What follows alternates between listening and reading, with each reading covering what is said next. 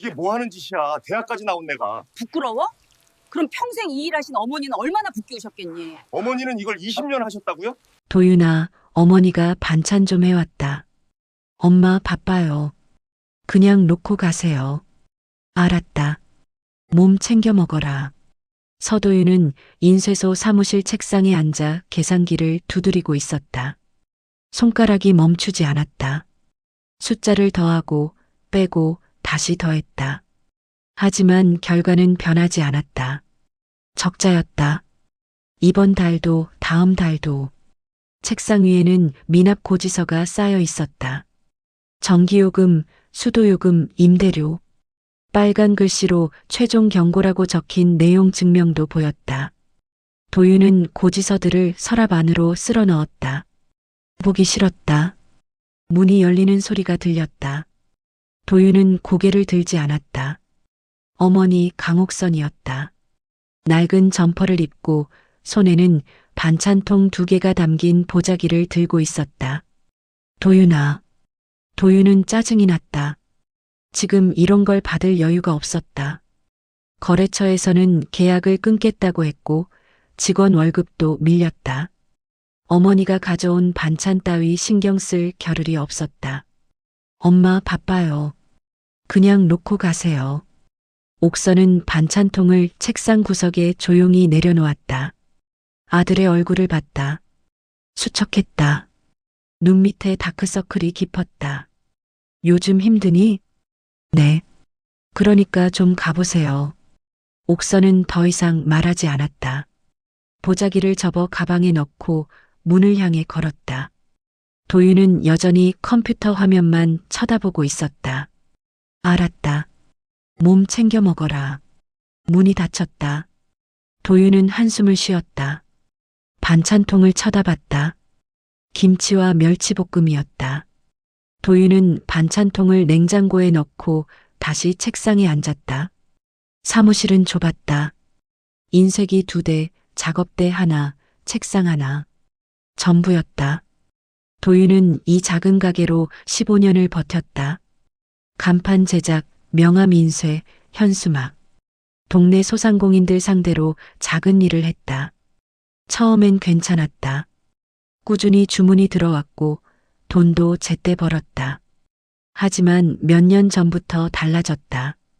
온라인 인쇄소가 생겼다. 가격이 훨씬 쌌다. 도윤의 단골들이 하나둘 떠났다. 도윤은 버티려고 했다. 가격을 낮췄다. 서비스를 늘렸다. 하지만 소용없었다. 주문은 계속 줄었고 빚은 늘었다. 저녁이 됐다. 도윤은 인쇄소 셔터를 내렸다. 차에 올라타 집으로 향했다. 아파트는 구축이었다. 전세로 살았다. 전세금도 대출이었다. 집에 들어서자 아내 한서진이 거실에 앉아 있었다. 텔레비전을 보고 있었다. 왔어? 응. 도윤은 소파에 앉았다. 서진은 도윤을 봤다. 오늘도 안 됐어? 응. 서진은 한숨을 쉬었다. 어떡하려고. 이번 달 카드값도 못 냈잖아. 알아. 당신 어머니는 또 왔다며? 반찬 들고. 도윤은 대답하지 않았다. 서진은 계속 말했다. 창피하지도 않아? 사업 망해가는 아들한테 반찬이나 싸들고 오시고. 그럴 시간에 돈이나 좀 보태주시지. 그만해. 뭘 그만해. 사실이잖아. 시어머니가 뭐 하시는 분인데. 시장에서 청소일 하시고 빈캔 주우시고. 우리가 더 궁상 맞아 보이잖아. 도윤은 일어섰다. 자러 갈 거야. 얘기 끝까지 들어. 들기 싫어. 도윤은 안방으로 들어가 문을 닫았다. 침대에 누웠다. 천장을 봤다. 머릿속이 복잡했다. 어머니 강옥선. 도윤은 어머니를 생각하면 항상 복잡했다. 감사함과 부끄러움이 섞였다. 어머니는 평생 가난하게 살았다. 아버지는 도윤이 어릴 때 돌아가셨다. 어머니는 혼자 도윤을 키웠다. 시장에서 반찬을 팔았고 청소일도 했다. 새벽부터 밤까지 일했다. 도윤은 대학을 졸업했고 결혼했고 사업을 시작했다. 어머니는 계속 일했다. 도윤은 이제 그만 쉬세요라고 말했지만 어머니는 듣지 않았다.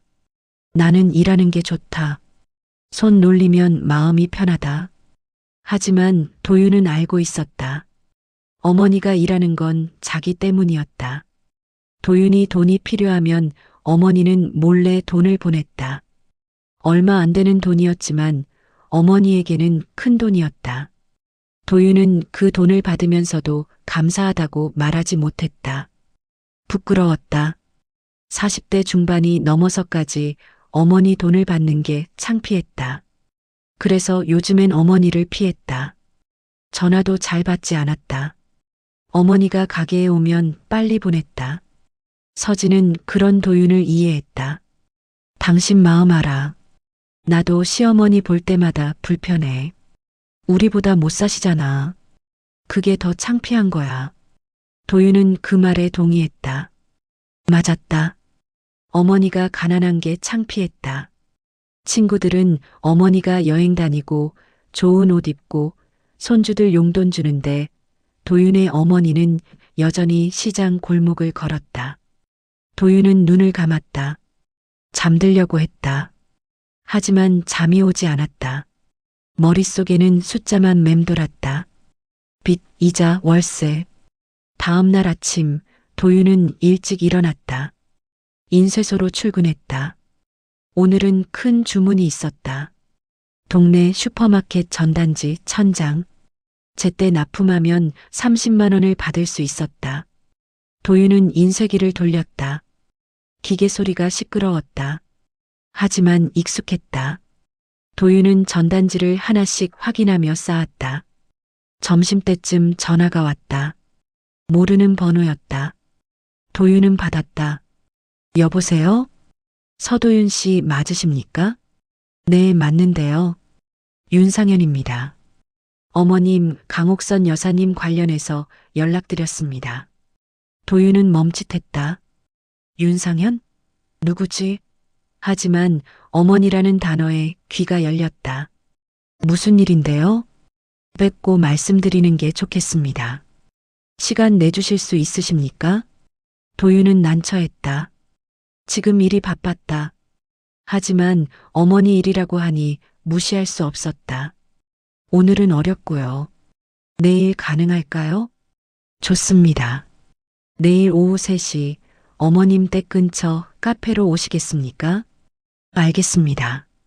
전화를 끊고 도윤은 고개를 갸우뚱했다. 윤상현? 어머니 관련? 무슨 일이지? 도윤은 불안했다. 혹시 어머니가 아프신가? 아니면 사고라도 나신 건가? 하지만 전화를 다시 걸 용기가 없었다. 내일 만나서 듣기로 했다. 그날 저녁 도윤은 서진에게 말했다. 내일 어머니 관련해서 누가 만나자고 하네. 누구? 윤상현이라는 사람. 잘 모르겠어. 서진은 눈썹을 찌푸렸다. 혹시 돈 문제 아니야? 시어머니가 또 빚이라도 지신 거 아니야? 그럴 리 없어. 어떻게 알아? 요즘 어르신들 사기 많이 당하잖아. 도윤은 불안해졌다. 맞을 수도 있었다. 어머니는 순진했다. 사기꾼이 접근하면 쉽게 속을 수 있었다. 도윤은 잠을 설쳤다. 내일 무슨 얘기를 듣게 될까? 다음 날 오후 도윤은 약속 장소로 향했다. 어머니 집 근처 작은 카페였다. 도윤은 문을 열고 들어갔다. 안쪽 테이블에 정장 입은 남자가 앉아 있었다. 서도윤 씨? 네. 남자는 일어나 악수를 청했다. 윤상현입니다. 앉으시죠. 도윤은 앉았다. 윤상현은 명함을 건넸다. 명함에는 자산관리 전문 윤상현이라고 적혀 있었다. 무슨 일로 저를 부르신 건가요? 윤상현은 서류 봉투를 꺼냈다. 어머님, 강옥선 여사님께서 부탁하신 일입니다. 어머니가요? 네. 어머님의 건강 상태가 최근 좋지 않으십니다. 도윤은 가슴이 철렁했다. 뭐가 안 좋으신데요? 지난달 건강검진 결과가 나왔습니다. 당뇨 수치가 높고 혈압도 불안정합니다. 의사 선생님께서 입원 치료를 권고하셨습니다. 도윤은 숨이 막혔다. 입원? 어머니가? 그럼 지금 어디 계신 건가요? 댁에 계십니다. 하지만 혼자 생활하시기 어려운 상태입니다. 윤상현은 서류를 펼쳤다. 어머님께서는 앞으로의 돌봄 계획을 세우고 싶어 하십니다. 그래서 제게 자산 정리를 의뢰하셨습니다. 자산 정리요? 네. 어머님께서는 몇 가지 부동산과 예금을 보유하고 계십니다. 도윤은 어리둥절했다. 부동산? 예금? 어머니가? 잠깐만요. 우리 어머니가 무슨 부동산이 있어요? 윤상현은 차분하게 대답했다. 제가 자세히 설명드리겠습니다. 하지만 그 전에 어머님의 건강 문제가 시급합니다. 어떻게 해야 하는데요? 요양병원이나 요양원 입소를 고려하셔야 합니다. 혼자 계시기엔 위험합니다. 도윤은 머리가 복잡했다. 요양병원? 비용이 얼마나 들지? 지금 자기 형편에 어떻게 그걸 감당하나? 비용은 얼마나 들까요? 시설에 따라 다르지만 월 200만 원에서 300만 원 정도입니다. 도윤은 입이 벌어졌다. 200만 원? 300만 원? 그 돈을 어디서 구하나? 제가 지금 형편이 안 좋아서요. 윤상현은 고개를 끄덕였다. 어머님께서도 그 점을 아십니다. 그래서 자산을 정리하고 싶어 하시는 겁니다. 자산이 뭐가 있는데요? 윤상현은 서류를 한 장 꺼냈다. 어머님께서는 재개발 예정 지역의 상가 건물 지분을 보유하고 계십니다. 도윤은 눈이 커졌다. 상가 건물이요? 네. 정확히는 상가 건물 전체의 30%입니다. 도윤은 믿기지 않았다. 어머니가 상가 건물 지분을 갖고 있다고? 어떻게 그런 게 있어요? 20년 전쯤 어머님께서 조금씩 사모으신 겁니다. 당시엔 가격이 낮았지만 지금은 재개발이 확정돼서 가치가 올랐습니다. 도윤은 할 말을 잃었다. 어머니가, 그 가난하게 살던 어머니가 부동산을 사모았다고? 그럼 그 건물 지분이 얼마나 되는데요? 윤상현은 잠시 망설였다. 정확한 평가는 해봐야 하지만 대략 10억 원 정도로 추정됩니다. 도윤은 숨이 멎었다. 10억? 그리고 예금도 있습니다. 약 3천만 원 정도. 도윤은 멍했다. 이게 무슨 소리지? 어머니가 10억짜리 건물 지분이 있다고? 그럼 왜 지금까지 그렇게 가난하게 사셨지? 이해가 안 되네요.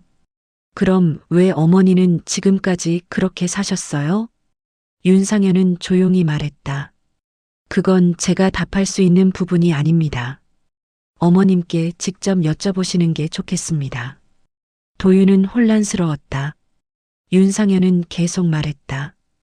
어머님께서는 이 자산을 활용해 요양 비용을 충당하고 싶어 하십니다. 하지만 그 과정에서 가족의 동의가 필요합니다. 제가 뭘 해야 하는데요? 일단 어머님을 만나보시고 앞으로 계획을 함께 세우셔야 합니다. 도윤은 고개를 끄덕였다. 알겠습니다. 어머니 만나러 가겠습니다. 윤상현은 명함을 한 장 더 건넸다. 연락 주세요. 필요한 서류 준비 도와드리겠습니다. 도윤은 카페를 나왔다. 차에 올라타 멍하니 앉아 있었다. 10억? 상가 건물. 어머니. 머리가 복잡했다. 이게 진짜인가? 어머니가 정말 그런 자산이 있는 건가? 도윤은 핸드폰을 꺼내 어머니에게 전화했다. 신호음이 울렸다. 한참 후 어머니가 받았다. 여보세요? 엄마 나야. 도윤아.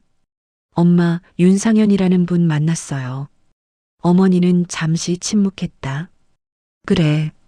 만났구나. 엄마 무슨 일이에요?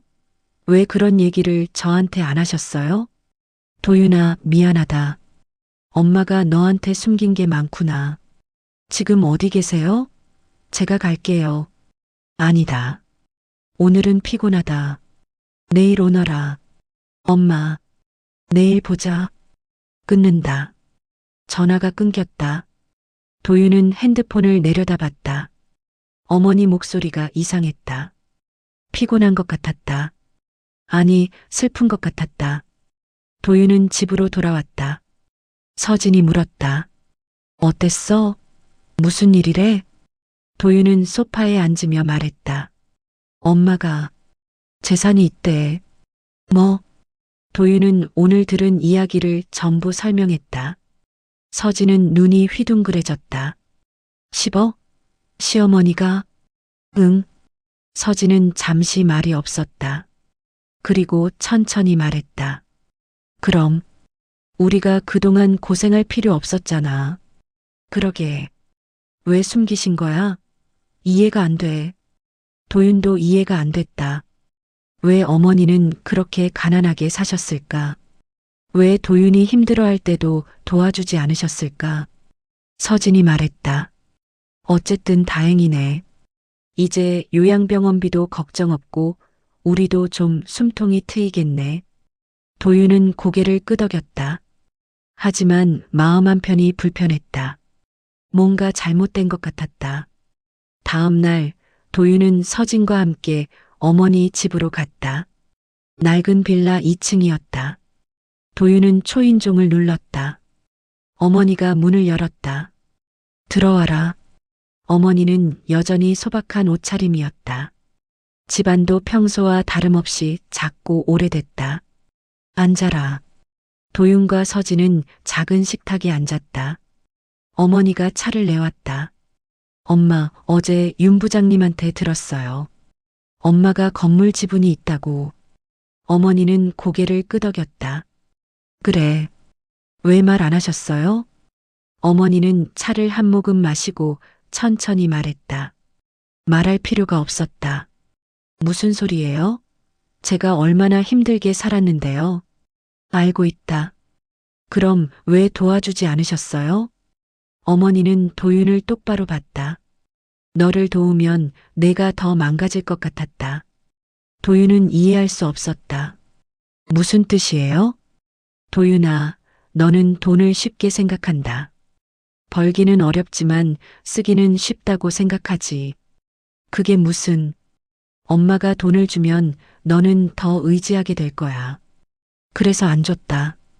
도윤은 화가 났다. 그럼 저보고 어떻게 하라는 거예요? 계속 빚에 쪼들리며 살라고요?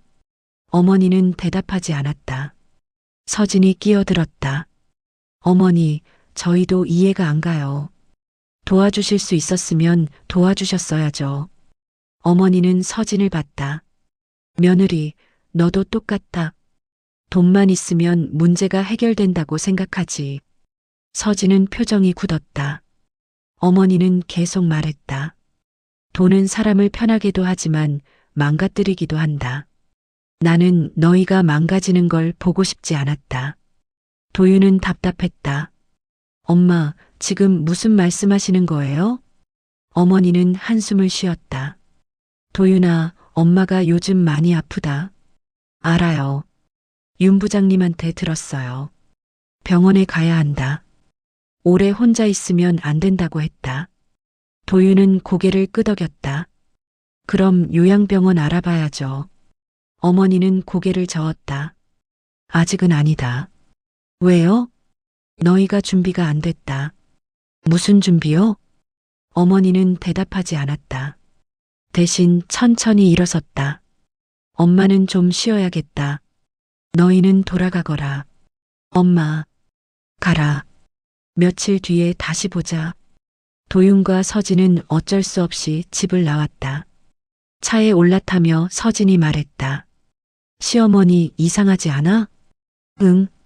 무슨 생각하시는 거야? 돈도 있으면서 왜 저렇게 사세요? 도윤도 답을 몰랐다. 며칠이 지났다. 윤상현에게서 전화가 왔다. 도윤 씨, 어머님 상태가 안 좋아지셨습니다. 지금 혼자 계시기 어렵습니다. 그럼 어떻게 해야 하는데요? 당분간 누가 돌봐드려야 합니다. 아니면 시설 입소를 고려하셔야죠. 도윤은 난처했다. 지금 자기가 어머니를 돌볼 여유가 없었다. 가게도 바쁘고 돈도 없었다. 시설은 언제 들어갈 수 있어요? 대기가 좀 있습니다. 한 달 정도 걸릴 것 같습니다. 한 달이요? 네. 그 사이에 어머님을 누가 돌보실 건가요? 도윤은 할 말이 없었다. 윤상현이 말했다. 일단 어머님을 안전한 곳에 계시게 하셔야 합니다. 그날 밤 도윤과 서진은 의논했다. 한 달 동안 시어머니를 여기서 모실 수는 없어. 우리 집 좁잖아. 나도 알아. 근데 어떻게? 임시로 어디 좀 모셔놓을 수 없을까? 도윤은 생각했다. 그리고 떠오르는 게 있었다. 도시 외곽에 예전에 거래하던 공장이 있어. 지금은 안 쓰는데 관리실이 있거든. 거기, 응. 사람들 왕래도 있고 난방도 되고 한 달 정도면 괜찮을 것 같아. 서진은 망설였다. 그래도 되려나? 임시야. 한 달만. 시설 들어가시면 되니까. 둘은 그렇게 결정했다. 다음 날 도윤과 서진은 어머니를 모시러 갔다. 엄마, 우리 집에 모실 수가 없어서요. 임시로 좀 편한 곳 알아봤어요. 어머니는 아무 말 없이 짐을 챙겼다. 작은 가방 하나였다. 차를 타고 도시 외곽으로 향했다. 1시간쯤 달렸다. 낡은 공장 단지가 나왔다. 도윤은 관리실 앞에 차를 세웠다. 엄마, 여기에요. 들어가 보세요. 관리실은 작았다. 침대 하나, 탁자 하나, 화장실이 있었다. 난방은 됐다. 여기서 한 달만 계세요. 요양원 자리 나오면 바로 모실게요. 어머니는 관리실 안을 둘러봤다. 아무 말이 없었다. 엄마, 불편하시면 말씀하세요. 어머니는 고개를 끄덕였다. 도윤은 마음이 불편했다. 하지만 다른 방법이 없었다. 그럼 저희는 갈게요. 이틀에 한 번씩 들를게요. 도윤과 서진은 관리실을 나왔다. 차에 올라탔다. 도윤은 백미러로 관리실을 봤다. 어머니가 창가에 서 있었다. 차가 출발했다. 도윤은 핸들을 잡은 손에 힘을 줬다. 뭔가 잘못된 것 같았다. 하지만 돌아갈 수 없었다. 서진이 말했다. 잘한 거야. 어쩔 수 없잖아. 응. 한 달만 참으시면 돼. 그럼 좋은 시설 가시는 거야. 도윤은 대답하지 않았다. 차는 계속 달렸다. 이틀이 지났다. 도윤은 일에 집중하려 했다. 하지만 마음 한편이 계속 불편했다. 어머니 생각이 났다. 괜찮으실까? 불편하진 않으실까? 하지만 도윤은 전화하지 않았다. 바빴다. 주문이 밀렸고 납품 기한도 다가왔다. 저녁 무렵 도윤의 휴대폰이 울렸다. 윤상현이었다. 여보세요. 도윤 씨, 윤상현입니다. 네, 무슨 일이세요? 윤상현의 목소리가 차가웠다. 어머님을 어디 모셨습니까? 도윤은 멈칫했다. 도시 외곽 관리실이요. 왜요? 지금 당장 어머님을 데리러 가세요. 무슨 일인데요? 어머님 혼자 두시면 안 됩니다. 위험합니다. 도윤은 당황했다. 관리실에 난방도 되고 사람들도 왔다 갔다 하는데요.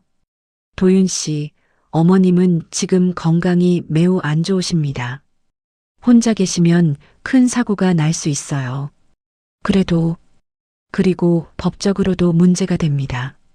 보호자가 노인을 방치하면 책임을 물을 수 있습니다. 도윤은 식은땀이 났다. 제가 방치한 게 아니라 지금 당장 가세요. 늦으면 큰일 납니다. 전화가 끊겼다. 도윤은 멍하니 서 있었다. 서진이 물었다. 무슨 일이야? 윤 부장이 어머니 데리러 가래. 왜? 위험하대. 그리고 법적으로 문제된대. 서진은 얼굴이 굳었다. 그럼 어떡해? 모르겠어. 일단 가봐야 할 것 같아. 도윤은 급히 차를 몰았다. 1시간을 달려 공장에 도착했다. 관리실로 뛰어갔다. 문을 열었다. 엄마. 하지만 관리실은 비어 있었다. 침대는 깨끗하게 정리되어 있었다. 어머니의 가방도 없었다. 도윤은 당황했다. 엄마, 어디 계세요? 관리실을 샅샅이 뒤졌다. 하지만 어머니는 없었다. 대신 탁자 위에 낡은 장바구니가 놓여 있었다. 그리고 그 안에 찢어진 가족 사진 한 장이 있었다. 도윤은 사진을 집어들었다. 도윤이 어렸을 때 어머니와 함께 찍은 사진이었다. 사진 뒷면에 글씨가 적혀 있었다. 도윤아, 너부터 사람이 되자. 도윤은 손이 떨렸다. 어머니가 떠나신 것이었다. 혼자 힘으로. 도윤은 관리실 밖으로 나갔다. 주변을 둘러봤다. 어두웠다. 사람은 보이지 않았다. 엄마, 어디 계세요? 도윤은 소리쳤다. 하지만 대답은 없었다. 바람 소리만 들렸다. 도윤은 휴대폰을 꺼내 어머니에게 전화했다. 신호음이 울렸다. 하지만 받지 않았다. 여러 번 걸었지만 계속 신호음만 울렸다. 도윤은 주저앉았다. 정신이 없었다. 어머니가 사라졌다. 어디로 가셨을까? 괜찮으실까? 서진이 다가왔다. 어떻게? 시어머니 어디 가신 거야? 모르겠어. 경찰에 신고해야 하는 거 아니야? 도윤은 고개를 끄덕였다. 경찰에 전화했다. 상황을 설명했다. 경찰은 실종 신고를 접수하고 수색을 시작하겠다고 했다. 도윤은 관리실로 돌아왔다. 사진을 다시 봤다. 너부터 사람이 되자. 무슨 뜻일까? 도윤은 가슴이 답답했다. 어머니가 화가 나셨다. 자기 때문에. 도윤이 어머니를 이렇게 대했기 때문에. 도윤은 눈물이 났다. 미안했다. 어머니한테 너무 못했다. 이기적이었다. 돈만 생각했다. 엄마 미안해요. 제발 나타나세요. 하지만 어머니는 나타나지 않았다. 다음 날 아침 도윤은 경찰서로 갔다.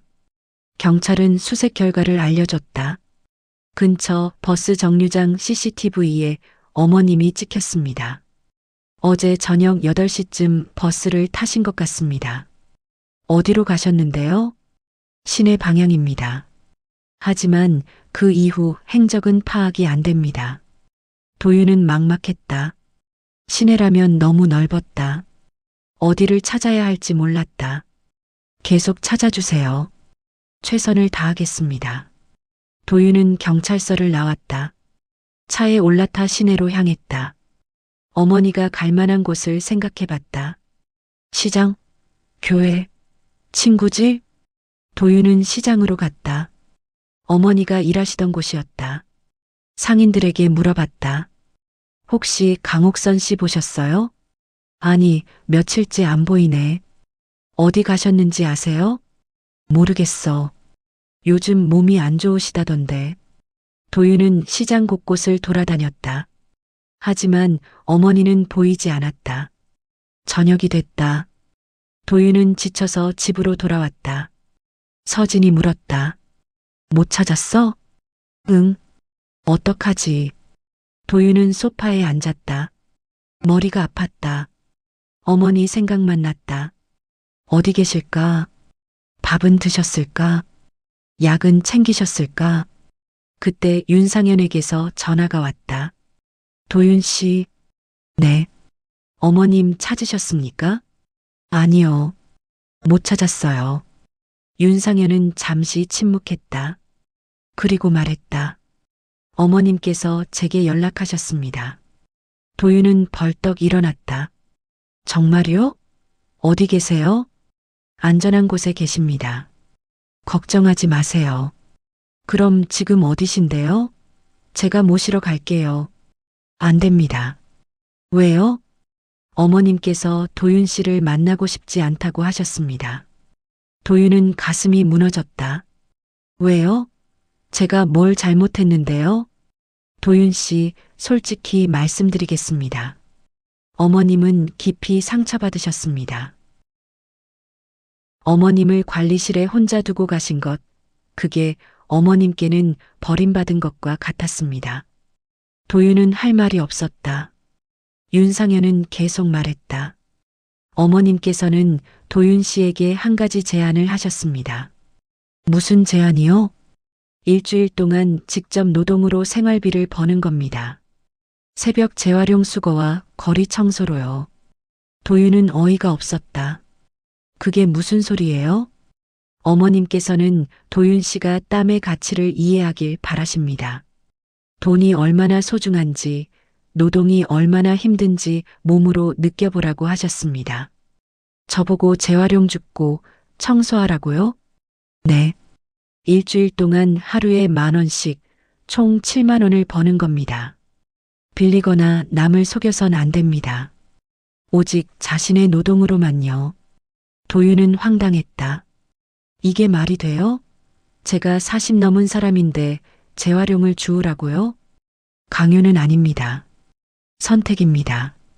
하지만 이걸 하지 않으면 어머님을 만날 수 없습니다. 그럼 저보고 어떡하라는 거예요? 도윤 씨가 결정하세요. 어머님을 만나고 싶으시다면 하시고 아니면 안 하셔도 됩니다. 전화가 끊겼다.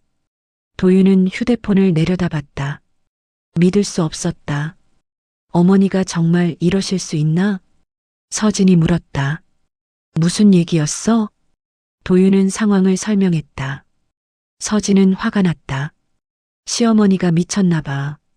당신 보고 재활용 주우라고? 그러게. 그럴 필요 없어. 무시해.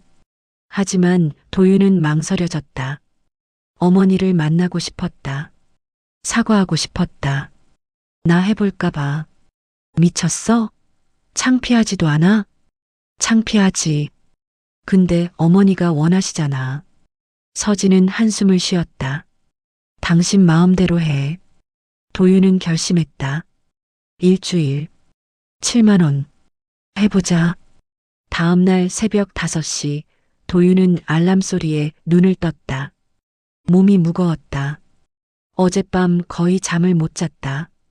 일주일 동안 재활용을 주어 70,000원을 벌어야 한다는 게 믿기지 않았다. 도윤은 침대에서 일어났다. 서진은 여전히 자고 있었다. 도윤은 조용히 옷을 갈아입었다. 낡은 트레이닝복과 운동화. 밖은 아직 어두웠다. 현관문을 나서는데 서진이 불을 켰다. 정말 가는 거야? 응. 창피하지도 않아? 창피하지. 근데 어쩔 수 없잖아. 서진은 한숨을 쉬었다. 알아서 해. 도윤은 집을 나섰다. 찬 공기가 얼굴을 때렸다. 손이 시렸다. 도윤은 장갑을 꺼내 꼈다. 그리고 걷기 시작했다. 윤상현이 문자로 보낸 위치로 향했다.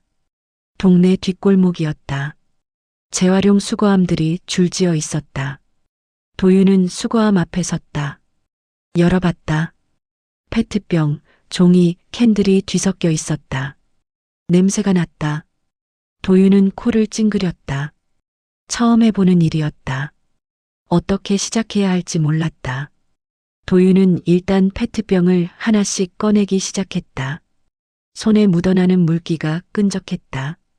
1시간쯤 지났을까? 도윤은 비닐봉지 하나를 가득 채웠다. 페트병과 캔이었다. 도윤은 근처 고물상을 찾았다. 이거 얼마예요? 고물상 주인이 봉지를 훑어봤다. 1,500원. 1,500원. 도윤은 한숨이 나왔다. 1시간 동안 고생해서 1,500원이라니. 감사합니다. 도윤은 돈을 받아 주머니에 넣었다. 하루 목표는 10,000원이었다. 아직 8,500원이 부족했다. 다시 골목으로 돌아왔다. 다른 수거함을 뒤졌다. 하지만 이미 누군가 먼저 뒤진 흔적이 있었다. 쓸만한 건 거의 없었다. 도윤은 더 먼 곳으로 걸어갔다. 다른 동네였다. 여기도 수거함들이 있었다. 도윤은 다시 뒤지기 시작했다. 그때 뒤에서 목소리가 들렸다. 거기 뭐 하는 거야? 도윤은 돌아봤다. 할머니 한 분이 서 있었다. 손에는 큰 마대 자루를 들고 있었다. 아, 재활용 좀. 여기 내 구역이야. 다른 데가. 네. 할머니는 다가와 도윤을 밀쳤다. 남의 구역 건드리지 마. 여기 내가 10년 동안 한 자리야. 도윤은 당황했다. 죄송합니다. 몰랐어요. 몰랐으면 됐어? 빨리 꺼져. 도윤은 어쩔 수 없이 자리를 떴다. 할머니는 능숙하게 수거함을 뒤지기 시작했다. 도윤은 멀찍이 서서 지켜봤다. 할머니의 손놀림이 빨랐다. 쓸만한 것만 골라 마대에 넣었다. 그리고 금방 다른 수거함으로 이동했다. 오랜 경험이 느껴졌다. 도윤은 깨달았다. 이 일도 경쟁이 있구나. 좋은 자리는 이미 주인이 있었다. 도윤은 다시 걸었다. 이번엔 상가 밀집 지역으로 갔다. 가게들이 문을 열기 전이었다. 쓰레기 봉투들이 밖에 나와 있었다. 도윤은 봉투를 뒤지기 시작했다. 손이 더러워졌다. 음식물 찌꺼기, 젖은 종이, 깨진 유리. 조심스럽게 분리했다.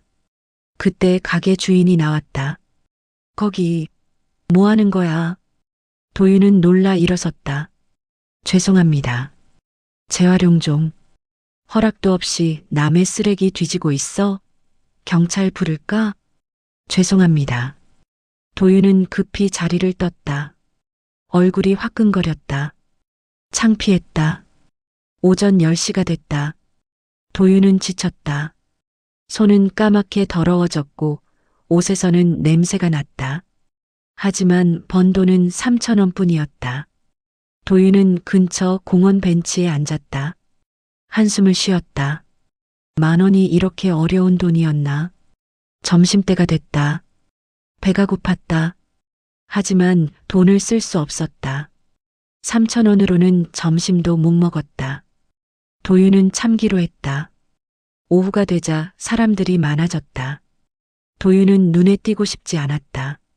누가 알아볼까봐 두려웠다. 도윤은 한적한 주택가로 갔다. 여기는 사람이 적었다.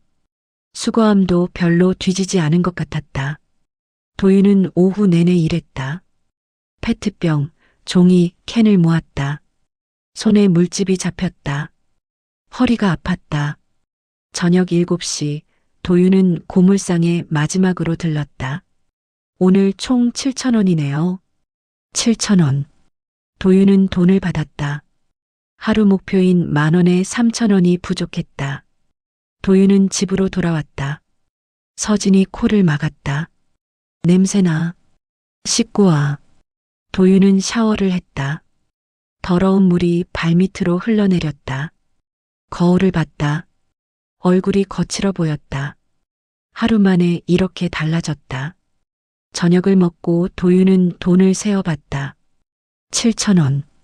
하루에 10,000원씩 일주일이면 70,000원인데 첫날부터 실패했다. 윤상현에게 전화가 왔다. 첫날 어땠습니까?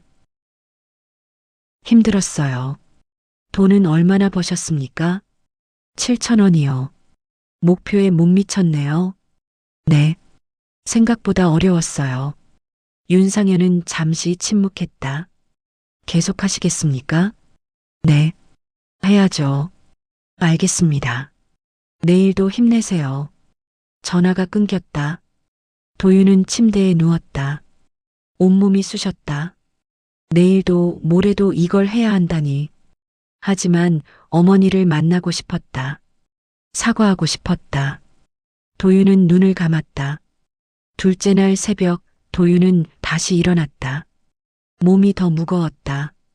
근육통이 심했다. 하지만 멈출 수 없었다. 도윤은 어제보다 일찍 나섰다. 새벽 4시 반이었다. 경쟁자들보다 먼저 움직이기 위해서였다. 골목으로 갔다. 다행히 아직 아무도 없었다. 도윤은 재빨리 수거함을 뒤지기 시작했다. 1시간쯤 지나자 어제 만난 할머니가 나타났다. 백순자였다. 아, 또 왔네. 도윤은 인사했다. 안녕하세요. 백순자는 도윤을 위아래로 훑어봤다. 어제부터 시작했지? 네. 왜 이 일하는 거야? 젊은 사람이. 도윤은 대답하기 곤란했다. 사정이 있어서요. 사정? 돈 없어서겠지. 도윤은 아무 말하지 않았다. 백순자는 웃었다.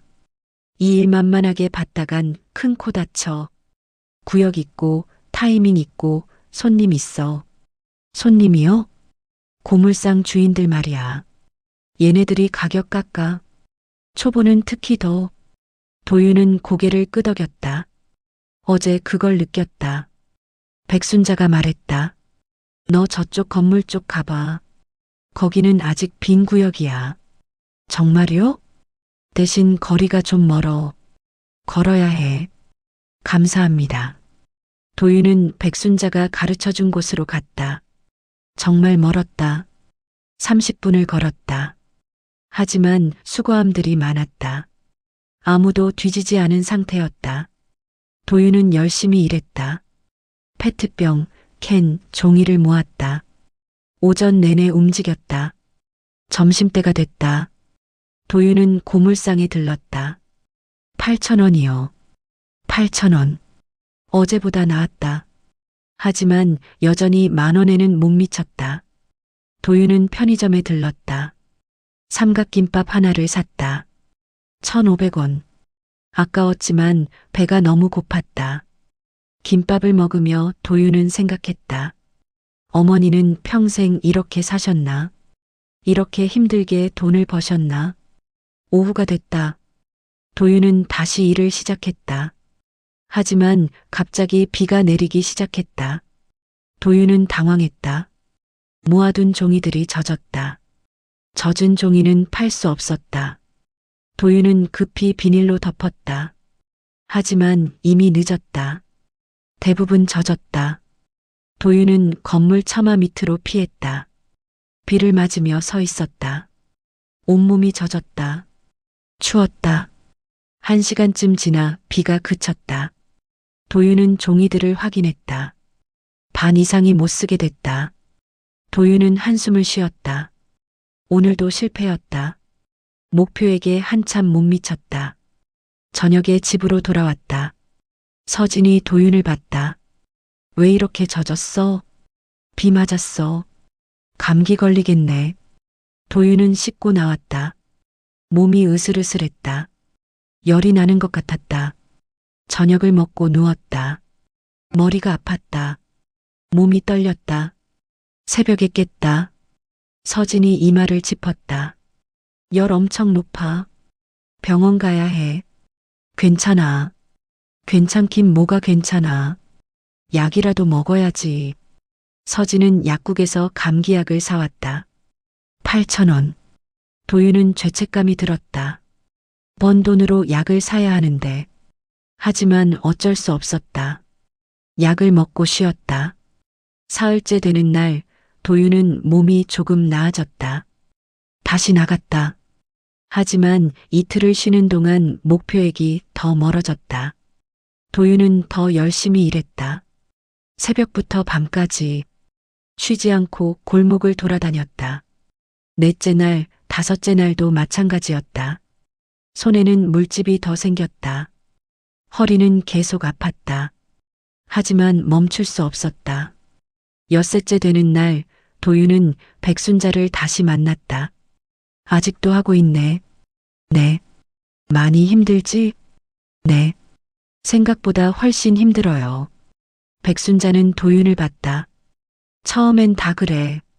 근데 버티면 익숙해져. 할머니는 얼마나 하셨어요? 나 20년 넘었지. 도윤은 놀랐다. 20년. 백순자는 계속 말했다. 처음엔 창피했어. 남들 눈 피해 다녔지. 근데 이제는 안 그래. 이것도 일이야. 떳떳한 일이지. 도윤은 고개를 끄덕였다. 맞았다. 이것도 일이었다. 부끄러울 게 없었다. 근데 왜 이 일하는 거야? 사정이 뭐야? 도윤은 잠시 망설이다가 말했다. 어머니 때문이에요. 어머니? 제가 어머니를 잘못 대했어요. 그래서 벌을 받고 있어요. 백순자는 한참 도윤을 봤다. 그래. 그럼 제대로 받아라. 그래야 사람이 돼. 도윤은 눈물이 날 것 같았다. 맞았다. 자기는 사람이 아니었다. 어머니를 버렸다. 돈만 생각했다. 할머니, 어머니가 평생 이 일 하셨어요. 저는 그걸 몰랐어요. 이제 알았으면 됐지. 도윤은 고개를 숙였다. 미안했다. 어머니한테 너무 미안했다. 일주일째 되는 날 저녁 도윤은 돈을 세어봤다. 총 5만 8천 원. 목표인 7만 원에 못 미쳤다. 도윤은 윤상현에게 전화했다. 목표액을 못 채웠어요. 얼마나 버셨습니까? 5만 8천 원이요. 윤상현은 잠시 침묵했다. 왜 부족한가요? 아내가 아파서 약을 샀어요. 그리고 제가 감기에 걸려서 못 일한 날도 있었고요. 그럼 거짓말하지 않으신 거네요. 네. 솔직히 말씀드립니다. 윤상현은 한참 후에 말했다. 알겠습니다. 어머님께 보고하겠습니다. 전화가 끊겼다. 도윤은 불안했다. 실패한 건가? 어머니를 못 만나는 건가? 다음 날 아침 윤상현에게서 전화가 왔다. 도윤 씨, 오늘 오후 2시에 만납시다. 어머니, 만날 수 있나요? 네. 어머님께서 만나겠다고 하셨습니다. 도윤은 안도했다. 감사합니다. 오후 2시 도윤은 약속 장소로 갔다. 어느 작은 사무실이었다. 윤상현이 문을 열어줬다. 들어오세요. 안으로 들어가자 어머니 강옥선이 앉아 있었다. 도윤은 가슴이 뛰었다. 엄마. 어머니는 도윤을 봤다. 표정이 차가웠다. 도윤은 무릎을 꿇었다. 엄마, 죄송해요. 제가 잘못했어요. 어머니는 아무 말하지 않았다. 윤상현이 말했다. 도윤 씨, 일주일 동안 수고하셨습니다. 목표액을 못 채웠어요. 알고 있습니다. 하지만 거짓말하지 않으셨습니다. 윤상현은 봉투를 하나 꺼냈다. 안에 돈이 있었다. 이건 도윤 씨가 번 5만 8천 원입니다. 돌려드립니다. 도윤은 놀랐다. 왜요? 어머님께서 원하신 건 돈이 아니었습니다. 윤상현은 도윤의 손을 봤다.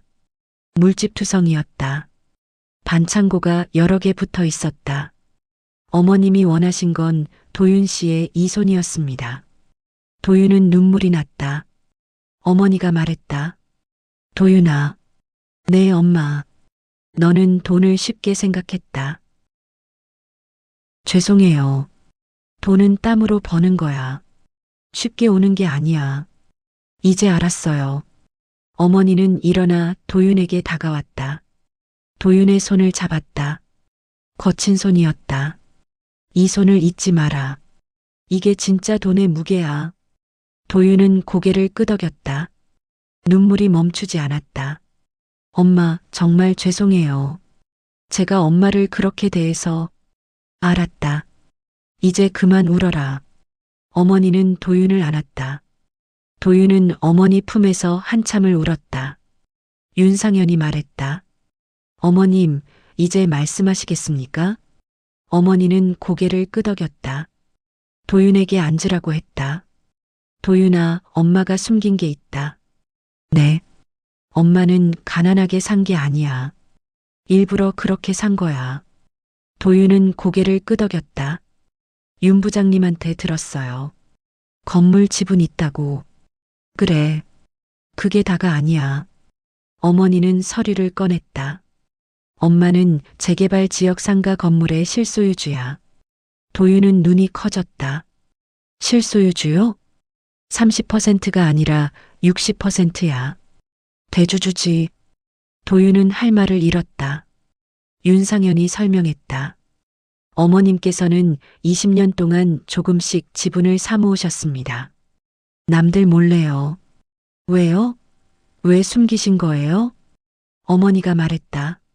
너를 지키려고. 저를요? 돈이 있으면 사람이 변해. 특히 쉽게 온 돈은 더 그래.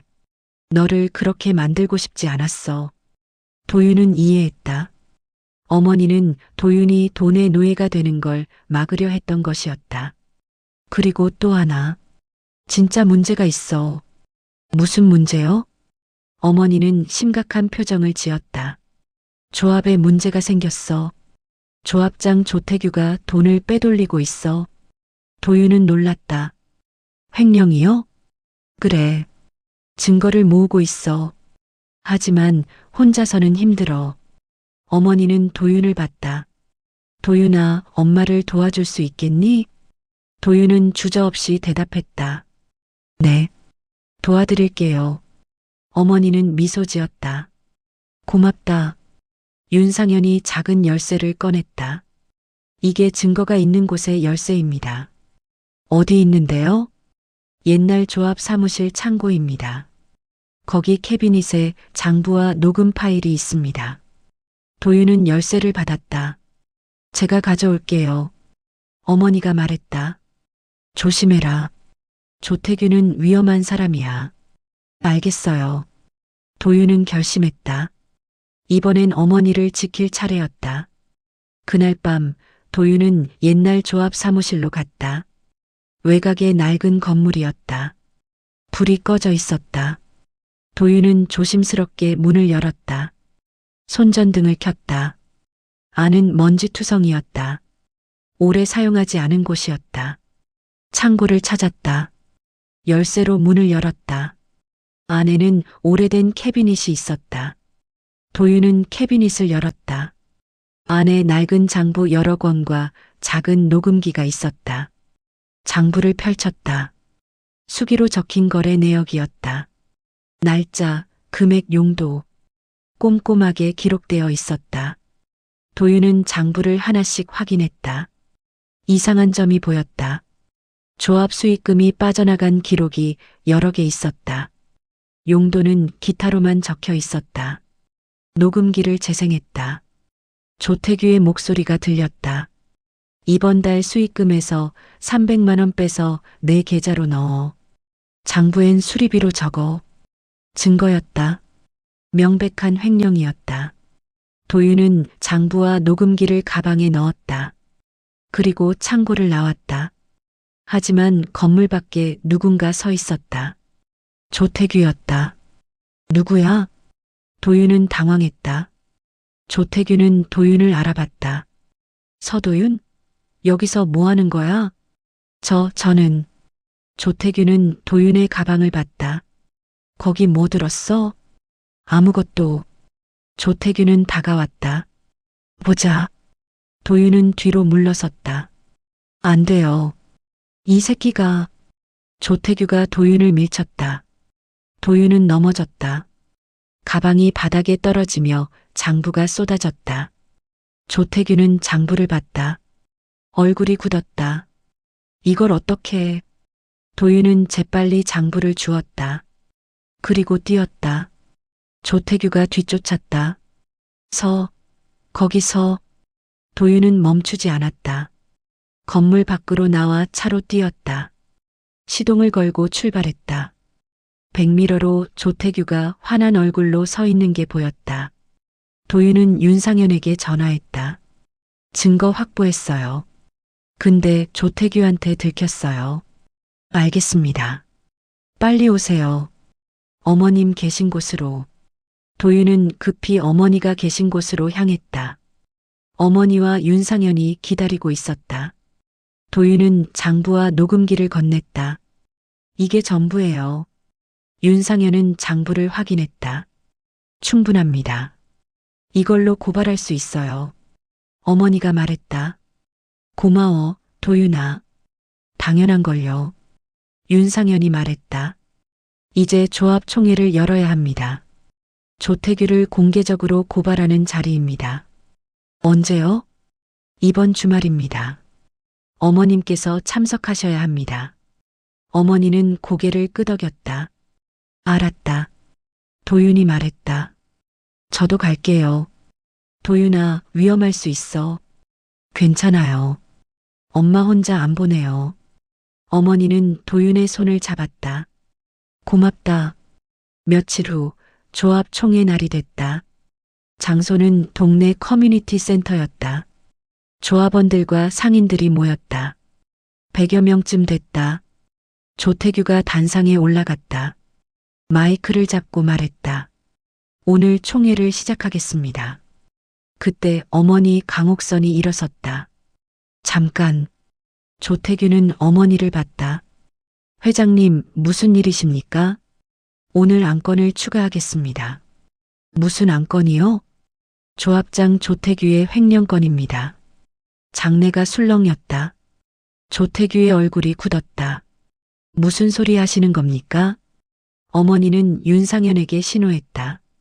윤상현은 장부를 들고 단상으로 나갔다.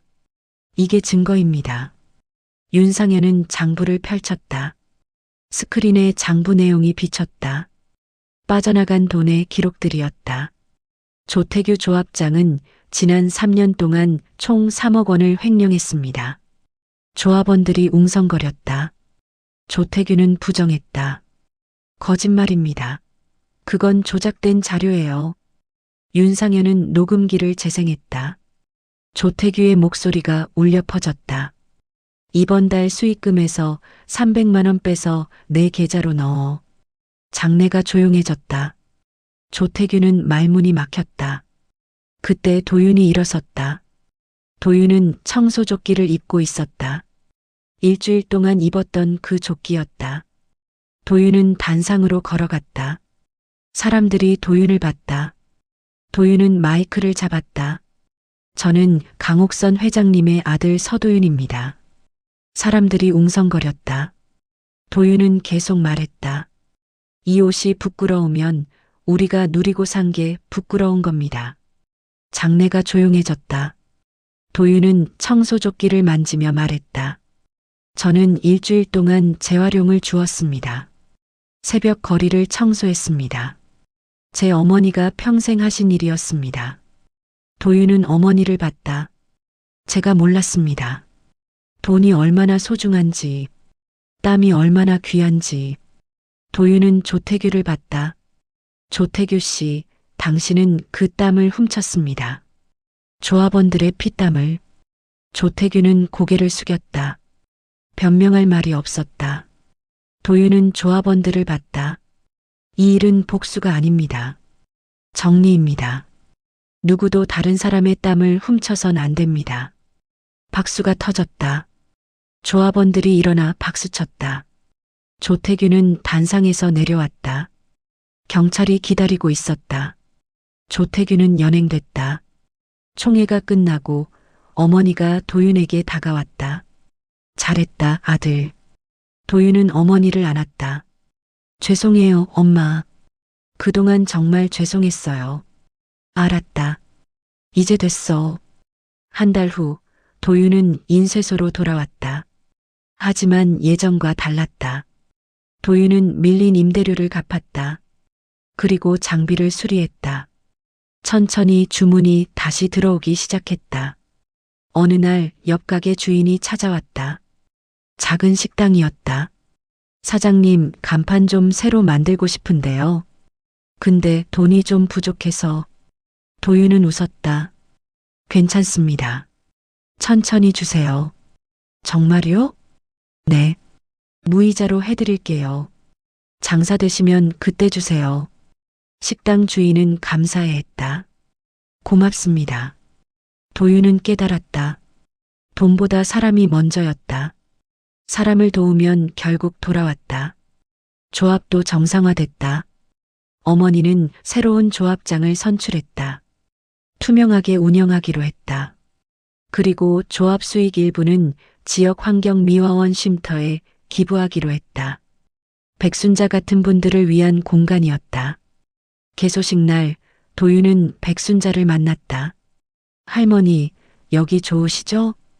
백순자는 웃었다. 그래. 덕분에 편하게 쉴 곳이 생겼네. 할머니 덕분에 제가 배웠어요. 감사합니다. 뭘, 당연한 걸 했을 뿐이야. 도윤은 쉼터를 둘러봤다. 깨끗한 화장실, 쉼터, 간단한 식사 공간. 환경 미화원들이 편하게 쉴 수 있는 곳이었다. 그날 저녁 도윤은 어머니 집으로 갔다. 어머니가 저녁을 준비하고 계셨다. 엄마, 제가 도와드릴게요. 아니다. 앉아 있어. 도윤은 식탁에 앉았다. 어머니가 반찬을 내왔다. 김치, 멸치볶음, 된장찌개. 엄마, 맛있어요. 많이 먹어라. 둘은 조용히 밥을 먹었다. 평화로웠다. 식사를 마치고 어머니가 말했다. 도윤아, 네 엄마. 엄마가 너한테 바란 건 돈 많은 아들이 아니었어. 알아요. 남의 밥그릇을 함부로 차지 않는 아들. 땀의 가치를 아는 아들. 그게 엄마가 바란 거야. 도윤은 고개를 끄덕였다. 이제 알았어요. 어머니는 도윤의 손을 잡았다. 여전히 거칠었다. 물집 자국이 남아 있었다. 이 손 잊지 마라. 네, 엄마. 도윤은 집으로 돌아왔다. 서진이 기다리고 있었다. 어땠어? 좋았어. 시어머니 많이 좋아지셨어? 응. 건강도 많이 회복하셨어. 서진은 미안한 표정을 지었다. 나도 미안해. 그동안 시어머니한테 안 좋게 말한 거. 괜찮아. 우리 다 몰랐던 거야. 앞으로 잘할게. 도윤은 서진을 안았다. 고마워. 며칠 후 도윤은 인쇄소에서 새 간판을 만들었다. 동네 무료급식소 간판이었다. 간판을 달아주러 갔다. 급식소 소장이 감사해했다. 사장님 정말 고맙습니다. 천만에요. 제가 더 감사하죠. 도윤은 급식소 안을 둘러봤다. 어르신들이 따뜻한 식사를 하고 계셨다. 미소가 가득했다. 도윤은 깨달았다. 이게 진짜 행복이었다. 돈이 아니라 사람이었다. 그날 밤 도윤은 일기를 썼다. 오랜만이었다. 오늘 나는 행복했다. 돈이 많아서가 아니라 누군가를 도와서였다. 어머니가 가르쳐 주신 것이 이거였구나. 돈이 목적이 되면 가족이 사라진다. 가족이 목적이 되면 돈은 제자리를 찾는다. 도윤은 일기장을 덮었다. 창밖을 봤다. 별이 빛나고 있었다. 도윤은 미소 지었다. 이제 시작이었다. 새로운 삶이었다.